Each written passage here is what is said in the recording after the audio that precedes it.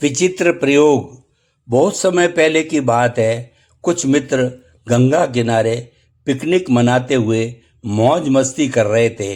तभी उन्होंने देखा कि सामने एक वृक्ष के नीचे एक सन्यासी उपलों की आंच पर रोटियां सेक रहा था। उसने कुल 3 रोटियां बनाई। शायद उसके पास आटा इतना ही था, लेकिन यह कहा क्या। उसने देखते ही देखते तीनों रोटियों के छोटे छोटे टुकड़े किए और उन्हें गंगा की धारा में प्रवाहित कर दिया तथा उपलों की आग से बनी 2 मुट्ठी राख पानी में घोली और पी गया। यह सब देखकर सभी मित्रों को बड़ा आश्चर्य हुआ। इतने में ही सन्यासी ने अपनी पोटली उठाई और चल दिया अपने गंतव्य की ओर। तभी मित्र मंडली में से एक मित्र ने हिम्मत करके सन्यासी को रोकते हुए कहा, हे महात्मन, आपने यह क्या किया। हम सब देख रहे थे कि आपने इतने परिश्रम से रोटियां बनाई और फिर उनको जल में प्रवाहित कर दिया, खाई भी नहीं। जब खानी ही नहीं थी तो इतना परिश्रम करके बनाई क्यों।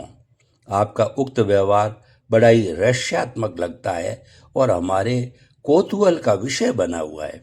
अतः आपसे विनम्र अनुरोध है कि आप हमें इस बात को समझा कर बताइए। यह सुनकर सन्यासी बोला, अरे छोड़िए, वो सब कोई खास बात नहीं है। आप तो अपनी पिकनिक का आनंद लीजिए। हम सन्यासी तो ऐसी उटपटांग हरकतें करते रहते हैं। लेकिन मित्र मंडली नहीं मानी तो सन्यासी बोला, ठीक है, आप लोग नहीं मानते हो तो सुनो। मैं गंगा मैया की परिक्रमा करने के लिए निकला हूँ।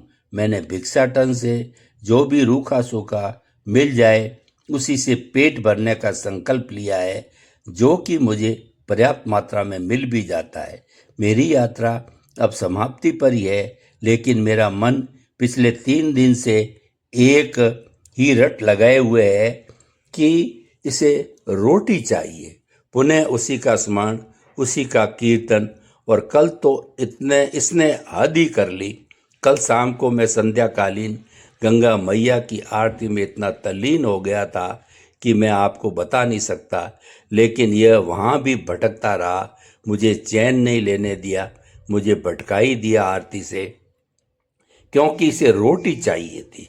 इसलिए आज मैंने अपना संकल्प तोड़ते हुए आटा मांगा, नमक मांगा, उपले एकत्रित किए, माचिस मांगी, आग लगाई, पत्थर पर आटा गूंदा और तवा मांग कर लाया और फिर रोटियां सेकी। फिर खाने से पहले पानी लेने गया।